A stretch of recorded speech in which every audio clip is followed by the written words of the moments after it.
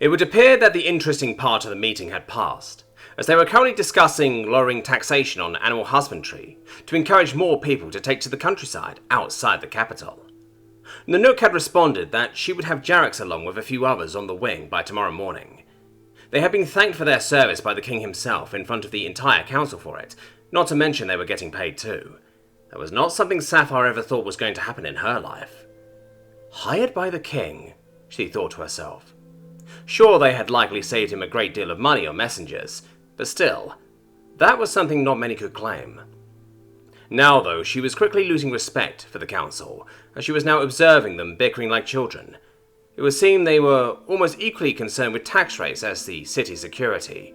At least it was clear they would be allowed to leave while they made it to recess. She wondered if they would be allowed to walk about the gardens for a bit, taking in the sights. In here, there were still plenty of things to look at to pass the time. The ceiling was all one large painting. She guessed depicting the founding of the city or something, she didn't know. It was very pretty to look at though. The walls were also covered in more conventional paintings on what were likely important people. Not that she recognized anyone. Apuma's books had been rather light on pictures, so it was mostly descriptions after all. Perhaps she should buy a painting for her bedroom.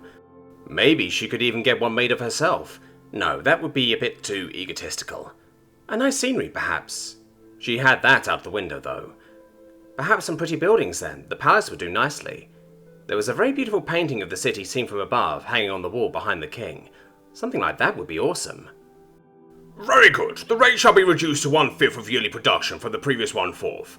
32 votes to 21. We will reconvene following a short recess, the speaker finally went. As people began to get up and move about, the usher who had shown them their seats, seemingly appearing out of nowhere to escort them back out. Sapphire was honestly surprised by the little guy's stealth, even if she had been rather distracted at the moment. As they walked back out admiring the paintings, she wondered what would happen if Tom showed these people a picture. She grinned a bit to herself at that. She was in the wealthiest place she knew of, and she had something that no one, not even the king, had. She had been photographed. Another finely dressed individual had come up to them on their way out, carrying the formal invitations to the academy. They apparently still had to book an appointment. Dakota had taken the documents, politely nodding, though seemingly confused. Oh fuck, the trance thing. Sapphire cursed herself. They had forgotten to tell her that. Sapphire leaned in to whisper. Don't worry about it, we'll tell you about it later. Dakota just nodded, looking a bit perplexed, pocketing the paperwork. The guards they were assigned to as soon as they left the building were apparently used to people like them, and graciously allowed all the Frontier Dragonettes to have a walk about the gardens.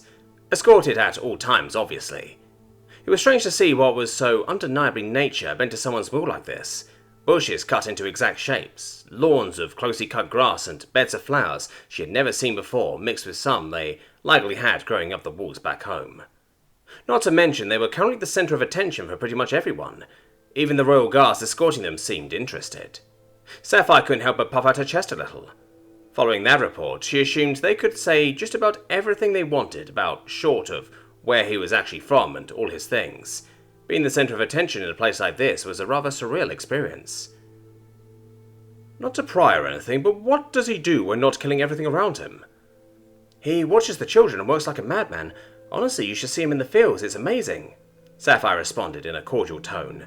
They did need to put on a good facade after all. It wouldn't do to be rude or seem too superior around here. What does he eat? Is it strange? Another asked, sounding a tad worried yet curious. Vegetables mostly. He does like hog though, Balathon went. Well, it was only fair the three of them shared the attention.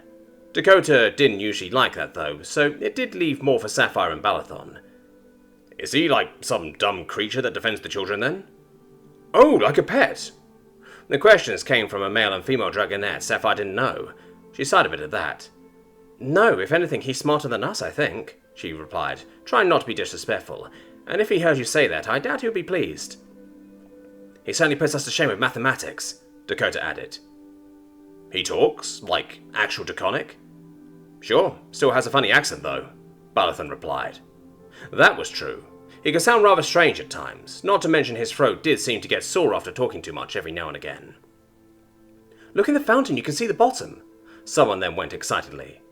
Sapphire had to give him. It was definitely a lot different than the lake water they had back home. It was almost the same shade of light blue as the scales running down her chest, in fact. Almost like the swimming hall Tom was talking about, Balathon went, looking into the shimmering pool. Wait, he can swim? Oh yeah, he loves it, Dakota replied, a sour twinge to her tone. You said he didn't have wings. Do you carry him around all the time then? Sometimes. He mostly stays at the keep though, Sapphire replied. Not to mention Jarax has taken a liking to him as well. That's the young dragon that's been stationed with us, she clarified, trying her best not to sound too smug.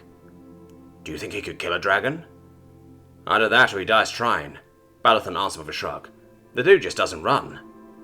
I wonder what a city where no one flies looks like. I don't think you can get anywhere. They must live in little communities that don't see each other. Oh, if they only knew how wrong they were, Sapphire thought to herself, content to let the other frontier folk discuss with each other on that one. If it's cold all the time, they might just use the snow to build or live under it, perhaps underground entirely. I think they would live in caves. The three of them just looked at each other with amused expressions on their face. They weren't going to comment on that. We leave at first light tomorrow morning and that's final, Butchery stated, looking at the rather ragged-looking hunting party. This is by order of the king. Zarka and Redexi were standing at attention, looking like soldiers at inspection. Tom, though, was wondering just why the fuck timing had to be such a bitch. Get some rest, Jackalope, we will need you. The rest of you get that thing sorted in a hurry, we need to prepare. Sir, yes sir. Rachuk set off at an official-looking fast jog, causing Tom to wonder whether this had all gone to his head a bit. It sounded mighty important, though. By order of the king, he wondered just what the fuck Sapphire and the others had been up to since they were taking orders from the king. They couldn't have been there for more than a day or two yet. Predictably, Jarax was beside himself with excitement, which did help with his work ethic, despite clearly being tired from the flight. With the big guy's help, they got the Tirok strung up to gutted in no time. Following that, Jarax had gone back up to the greeting hall to start going over his equipment. Tom and Fengi set to work preparing the massive beast. They ended up having to cut it into smaller pieces just to get it onto the curing racks, where it would need to sit for a few days. Jackalope had taken the order to get some rest as an excuse to watch the two of them as they worked. Predictably, that didn't last long before she decided Tom wasn't doing it right, coming over to start demonstrating how to do it properly. You go right in against the bone here. Remember to drag the blade, don't push it. Now, try again. Tom did his best to try and imitate the movements she had been making. She just made it seem so easy though, not to mention her longer blade did help out quite a bit, compared to his much shorter hunting knife, when working on something this size. Jackalope apparently agreed, flipping her knife, handing him her long sleek blade hilt first, with an encouraging head tilt. Tom wiped and hosted his own blade, taking the knife. It was lighter than he had thought, all the Huntresses carried them. Jackalope's didn't seem any different. He hadn't actually held one before though. He tried again with a longer blade. It was a lot easier to get into the nooks and crannies with it, even if it definitely took some getting used to. No, like this, Jackalope went, grabbing his hand, standing behind him as she began to guide him through it. Tom could hear Fengi snickering. He didn't mind, this was definitely something he could get used to. How long have you been a Huntress, Jackie? Well, I was coppered when I was 16, but I've been helping out since I was around 10, she replied, sounding more like she was concentrating on the work at hand. No wonder you're good at this then. She did stop for a second at that, giving him a nudge with her snout, before continuing. Quite a few of the others came down to see the massive catch, owing them a fair amount of praise. Eventually, Jackalope let go, standing back to watch him work. Tom was wondering how best to break the news of him and Jackalope, or if he even should. When an overloaded Kakashi landed carrying Esmeralda, she immediately got off, walking over to them arms outstretched. Oh my god, Jackie, that's amazing! Jackalope looked more like a deer caught in the headlights than somebody happy to see Esmeralda, as the older dragonette hugged her. I must say, you've gotten braver, or did he ask you? Tom and Jackalope just glanced at Fengi, who was looking very proud of herself. Fengi, that's not nice. God damn it, Tom thought to himself, unsure who was to blame for this. Kakashi's damn hearing was likely involved, though. Oh, come on, Fengi replied dismissively. It's perfect. Wait, what's going on? Wipern asked from where she was admiring the horns of the Tyroks. All the eyes around them turned to Jackalope, looking for answers, some glancing at Tom curiously. As Esmeralda let go of Jackalope, she appeared to regain her composure, standing tall, raising her head again. I asked Tom if he liked me, and he said yes, of course. Oh, this should be good, Heron added in an amused tone, as most of the people present just went quiet, looking at the two of them. Then Nanook landed, looking very angry. Esmeralda, you're not supposed to be out of bed yet. What are you doing down here? We have a pair of spring lovers on our hands, Esmeralda replied excitedly, completely ignoring Nanook's protest. It took Nanook a second before she noticed Tom holding Jackalop's knife. Oh no, don't tell me, Nanook went, with a slightly horrified expression. Yep, Fengi replied, still sounding proud of herself. Why of all times did you choose now for that? Nanook exclaimed, seemingly ready to claw at her own face.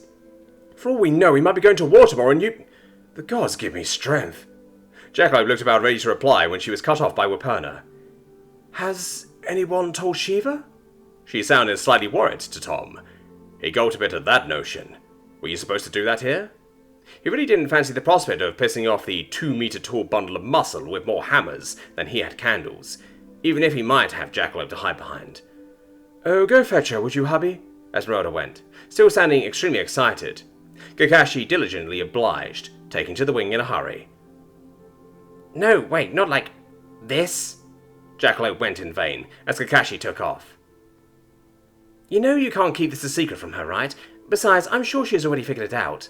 Fengi tried to reassure the distraught Jackalope. The what? That rang out from above them, which seemed to suggest otherwise. Both Tom and Jackalope instinctively recoiled a bit at the exclamation. It didn't take long before the large frame of Shiva came diving down for the lower platform, leading to the armory. She touched down hard, eyes flicking between the two of them without saying a word, finally settling on Jackalope. What did you agree to? She asked in a cold tone, looking at her daughter. It was clear Jackalope was terrified of answering that question, though she did eventually rank her back, replying, I just asked if he liked me and he said yes. Didn't agree to nothing. Her usual confidence was still there, even if there were clear cracks showing. I believe the word used was, I love you, Fengi added, looking at Tom. He was fairly sure he was red as a tomato right now. At that, she returned to look at Tom, raising a finger. If you are lying to her... You'll break me, I got it. No worries, Tom responded, trying his best to match Jackalope's confidence. No, she went, leaning forward, sneering, until she was nearly touching his face. I will fry you in butter, and make a feast out of your ass, and then chuck the remnants into the depths of hell itself. Okay, Tom was officially scared right now. Her voice was calm yet incredibly threatening. To his surprise, he found Jackalope interposing herself, pushing him a step back. You won't touch him unless I say so. Shiva's gaze seemed to switch between the two of them a few times before taking a step back, straightening back up to her full height. Just making sure he knows, she replied, voice not much warmer. Do try to be nice, Shiva, the Nook went, to Tom's surprise. The lady hadn't exactly seemed pleased by this development after all. We don't have time for sentimentality or fighting right now. We all have work to do, including you two, she went, turning to Tom and Jackalope. So get finished up down here. We're planning after dinner, and you need to stay in your bed, the Nook chided, pointing at Esmeralda. Fine. Thanks for the movie, by the way. It was great, Esmeralda replied, looking to Tom. Weperna gave her a lift back up, to Kakashi's evident relief as he took off after them. Shiva also eventually backed off, after having stared at the two of them for a while longer, going back to her work. I will be watching, she declared, as she herself took off. That could have been worse, Tom eventually went, looking to Jackalope. If you say so, Jackalope replied, clearly not agreeing entirely with him. Well, how are we supposed to know about those other keeps? Fengi replied. I think the day has gone very well, all things considered. They had finished up the terrace as quickly as they could, Tom doing his best to keep up with Fengi as they worked. She was pretty handy with a knife too, after all. Jackalope did lend a hand with some of the lifting work, but other than that, she continued watching him, correcting where necessary. They got it all finished in time for dinner, and Tom handed back the knife. You're going to need one of these if you want to shoot more T-Rex, that's for sure, Jackalope stated, as she holstered the knife. I say that's the division of labour. I kill it, you cut it up. Jackalope didn't seem too impressed by that, as she crossed her arms. There was still a smile on her face, though. And carry you home, and out there and race a dragon while doing so. I think I did all the work today. Is that so? Tom replied, bending down, putting his shoulder against her stomach, and lifting her off her feet. What the? Hey, I can walk, you know. Tom ignored her half-hearted protest, looking to Fengi with a grin. See you up there, Fen. See ya, Fengi replied merely. Jackalope was quite a bit heavier than Sapphire, but Tom didn't have his weights on though, so it was not too bad. Back home, she might actually be around 100 kilos with all that muscle and clocking in at around 195 centimeters, not counting the horns. Here, though, no problem. You think they will let us both go with Jarrett's tomorrow? Jackalope questioned, as they were making their way up the stairs. I hope so. I need to keep an eye on our young recruit. He's older than us both combined, isn't he? Jackalope questioned, sounding slightly confused. Maybe. He still has a lot to learn, though. Do I need to as well? Yeah, at some point, probably. Please don't get started with all that math stuff. She did sound genuinely concerned. Tom just chuckled a bit at that. No, not math. I think you need to learn gun safety first of all. We don't want a repeat of last time now, do we? Sorry. I just wanted to try. Hey, I clearly ain't mad, am I? I guess not. You are slow, though. Move it, she went, smacking him on the arse. Oh, you want speed, do you? He replied, picking up the pace, making sure not to spare her from the jolting motions he went up the stairs. She did make some very funny-sounding noises as his shoulder dug into her stomach with each stride. She didn't protest, though. At least not until they made it up into the keep. Okay, you can put me down now, my steed. Tom obliged, setting her down gently. Well, all that carrying has made me hungry. What about you? Starving. Let's go see if dinner is ready. The two of them had taken seats next to each other at the Huntress's table, rather than the usual arrangement of Tom sitting with the kids. That role was currently in the hands of Whipperna. Most of the guards had come by to congratulate them, or poke fun at them. It varied. The atmosphere was weird, though. Everyone felt on edge. Tom put it down to what they were supposed to be doing tomorrow, rather than him and Jackalope, even if he had to admit that was a possible factor. Unkite seemed anxious to Tom. Perhaps he was wondering just what the fuck had happened today. Tom couldn't blame him. He hardly knew himself, really. He would need some alone time with the guard at some point. He guessed they could both need some advice, after all. Jackalope had wolfed down her dinner, clearly not having lied about starving. He wondered if that had something to do with the sugar or just with how hard she had been working today. She did eat well most days, but this was abnormal even for her. She even matched him. The day's course was a nice, rich deer stew. As he poked at the side of beans, he reminisced a bit about home. He did miss potatoes and pasta, after all. The potatoes were on the way, but perhaps he should try to make pasta at some point. No, Tom, there is a war brewing. You just said I love you to a girl who loves explosions. You were trying to start the Industrial Revolution while teaching a flying gun about life. Pasta can wait. You're never quiet. Something wrong? Jackalope questioned, looking at him as she licked the shoe away from her face. Nah, everything's fine. Just a lot to worry about. I know, right? They're totally going to eat the best steaks while we're gone. Tom chuckled a bit at that. Perhaps he was in need of a jackalope lesson after all.